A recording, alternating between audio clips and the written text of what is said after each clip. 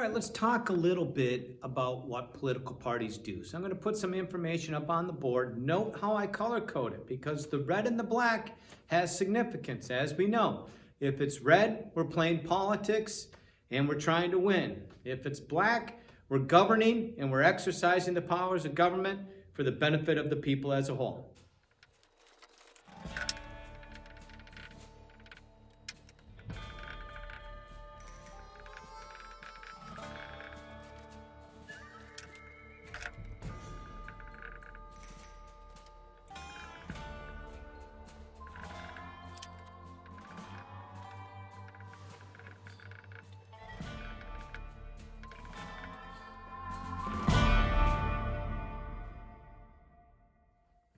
When we ask the question, what do political parties do? There's two large roles that we can divide everything that a political party does into.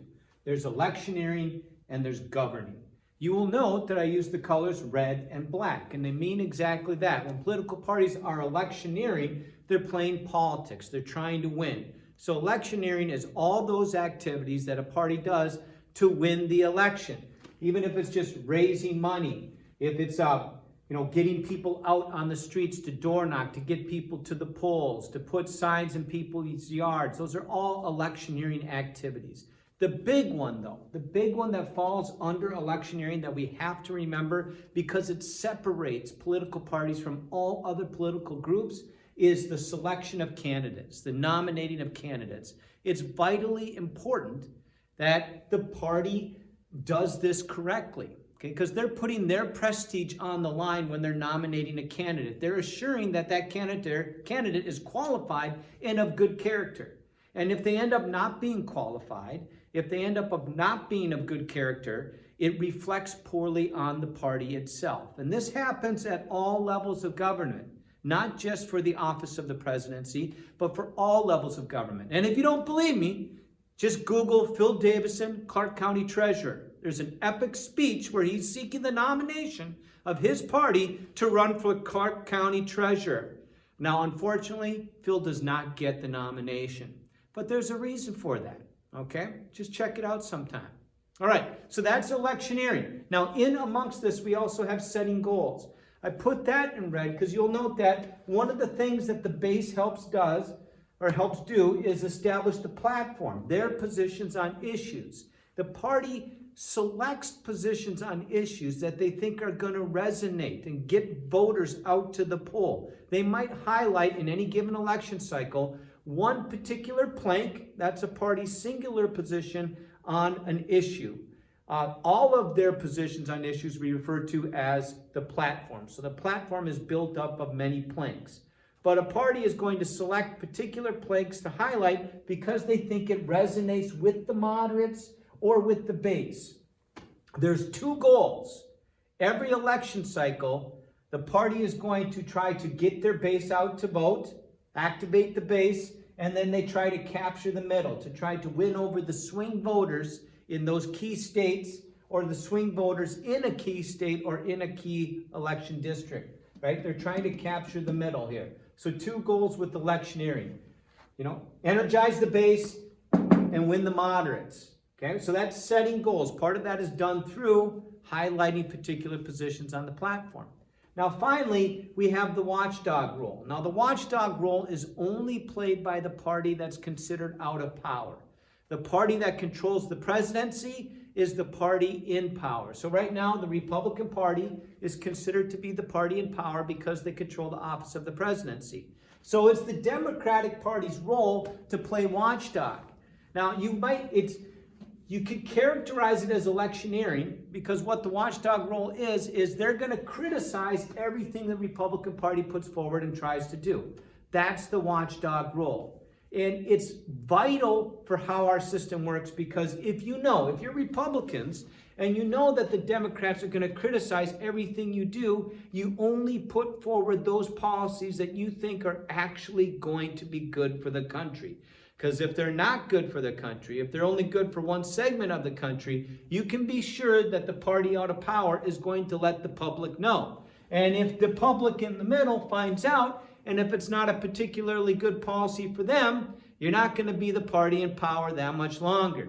All right, so there's your electioneering roles. Again, to summarize, the most important one is the selection, nomination of candidates. And then you go down from there, setting goals, playing the role of watchdog.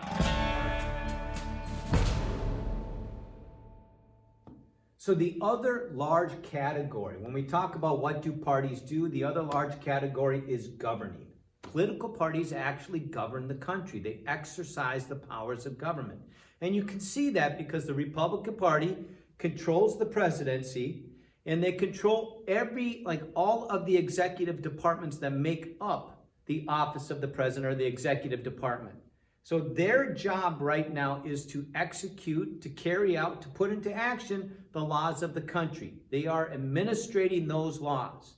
The Republican Party also controls the Senate, and their job is to make laws. So they're doing that. They're governing, they're making, enforcing laws on the people's behalf. Okay? Now, you'll note that I also put down set goals here. Because is it electioneering or is it setting goals? We talked about it through the lens of electioneering up here. That a political party is going to highlight various planks in their platform that resonate with the base, that resonate with the middle, so that they can win. However, once you've won, you have to have an agenda that you're trying to legislate, that you're trying to make law. So they take those planks and they say, yes, now we're going to govern. We're going to try to make this the law of the country as well. Okay? So first this, then that for setting goals. What about the watchdog role? Right, the watchdog role, is it good governance to actually play the watchdog role, to criticize the party that is in power? So right now the Democrats have no role in governing. They do control the House of Representatives, but do they have a role in governing and administrating? They can't make laws by themselves. They have to do it in conjunction with the Senate, and they can't administrate the laws of the country. They can't enforce them. That's not their job right now. So what is their role in good governance? Well, it's to watch out and make sure that the Republicans are putting forth policy, are establishing laws that are good for the whole country. Okay? Maybe you could argue that it also is good governance to play that watchdog role. That one's debatable. All right, let's take this one step further. So we've talked about what parties do in regards to electioneering and governing. What do they do to maintain the republic? All right, let's put some new information up. I'm going to erase this, and then we'll get some new information up there about how political parties actually help maintain our current system of government.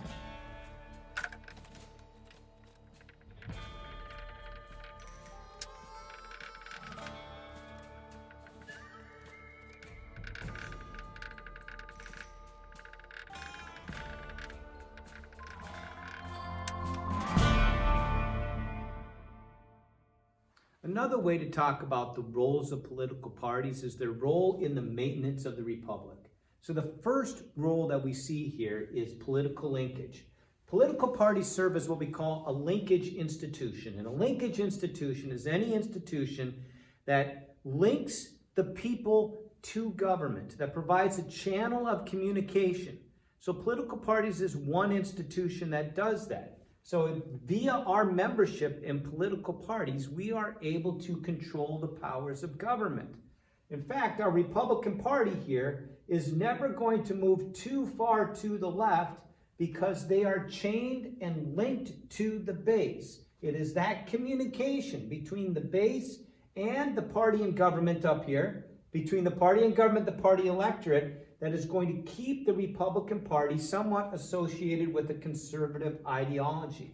It works the same over here. But again, a political institution is any institution that allows the people to hold government responsible. So elections themselves are a linkage institution. The media is a linkage institution because it allows us to hold government responsible for what it does.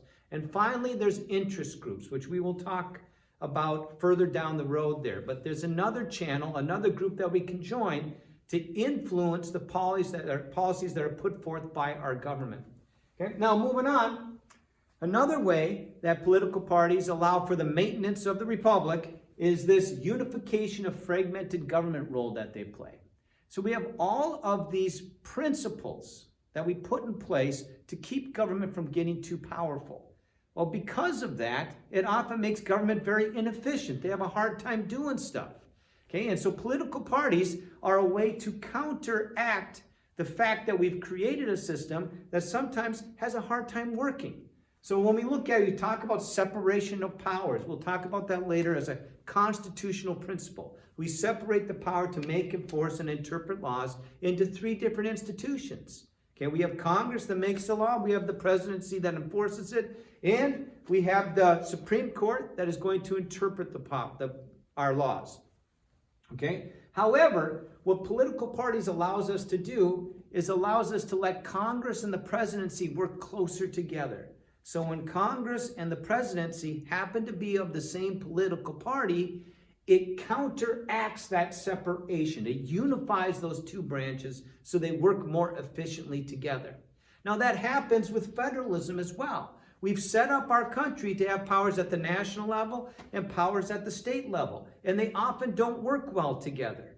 However, if the national government, especially the office of the presidency, is controlled by the same party that controls the governorship of your state, then they often work better together. It counteracts the separation that's created by federalism and lets it act in more efficient and almost in a unitary type way.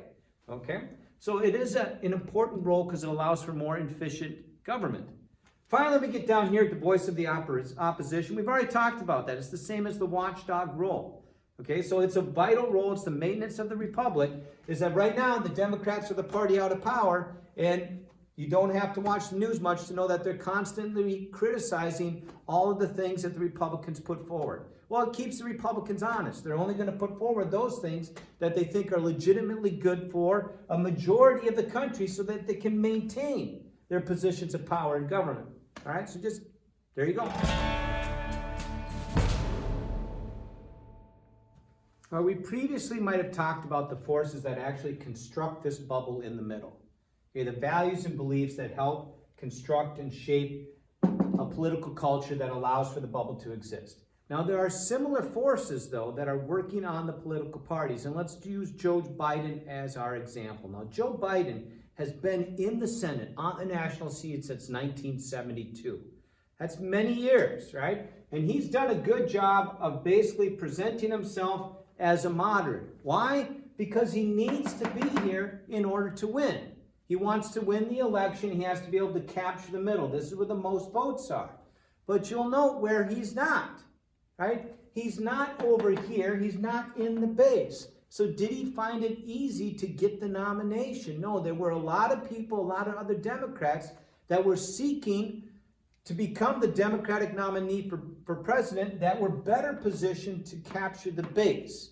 And that was last year's election. Last year's election we called the primary season, okay? So the Democrats were going and voting in polls, trying to decide who they wanted to be president.